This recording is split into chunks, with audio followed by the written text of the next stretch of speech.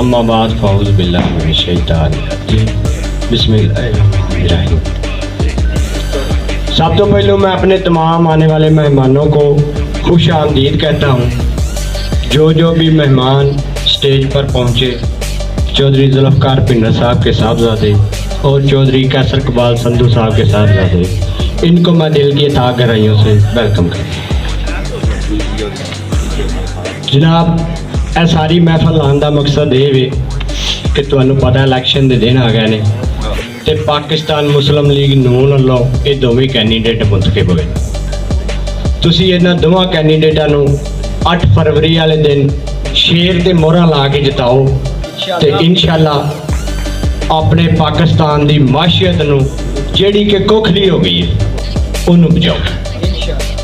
मियां नवाज शरीफ एक अजीम हस्ती है जिन्हें जदों भी आया, जदों भी इकतदार च आया, उन्हें पाकिस्तान नू चलाया नहीं बल्कि तरक्की की तरफ लैके गया। 2013 की निस्बत वेख लो और 2018 का इलैक्शन वेख लो और 2015 का वेख लो। 2015 के विच जो पाकिस्तान मुस्लिम लीग नून की हुकूमत आई सी, तुहाडा पाकिस्तान तरक्की भी करता सी पिया, कारोबार भी चलते सन और महंगाई भी कंट्रोल।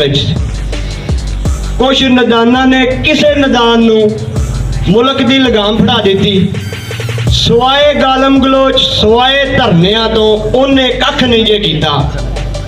मुल्क जाम किया। इत्थे डॉलर 330 तो वापस 260 दे होना है। इन्नी माशियत तबाह हुई है कि मेरे नजरिए के मुताबिक जिन्होंने मुल्कों च 20 साल जंग लगी रही है ना, उत्थे भी इन्नी माशियत नहीं गिरी जिन्नी पाकिस्तान की गिर गई है। अफगानिस्तान साडा हमसाया मुल्क के हर बंदे को नैटवर्क चलता पाया, सर्च मार के वेख लो 90 के उत्ते डॉलर नहीं।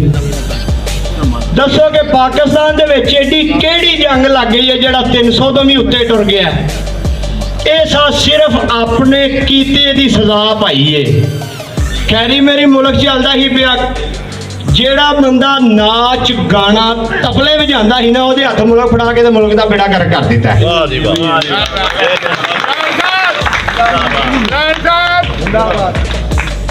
दुनिया भी उम्मीद से कायम है, असी मुसलमान असी भी इस उम्मीद से कायम आ कि अलहमदुलिल्लाह सा कलमा पढ़िया, इंशाअल्लाह अल्लाह ताला सानू जन्नत दे, हर किसी के सगीरा कबीरा गुनाह माफ करे, हर किसी ने जन्नत दे।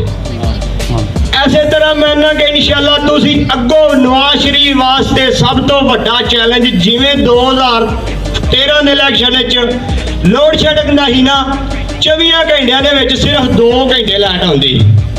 नवाज शरीफ ने आख्या मैनू वोट दिओ, इंशाअल्लाह मैं तुहाडी लोड शेडिंग का मसला हल करांगा, मोटरवेज भी बनावांगा और बनाइया भी।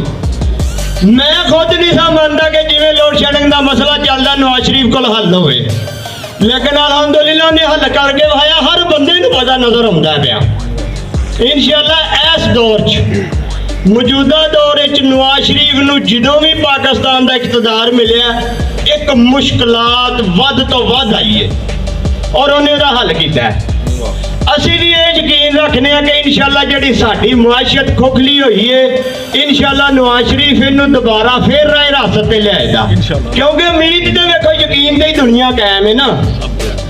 यकीन रख के उम्मीद रख के अल्लाह दे तवक्कल रख के तुसीं नवाज शरीफ नू वोट दिओ, इंशाअल्लाह डॉलर 50 तो थले आएगा।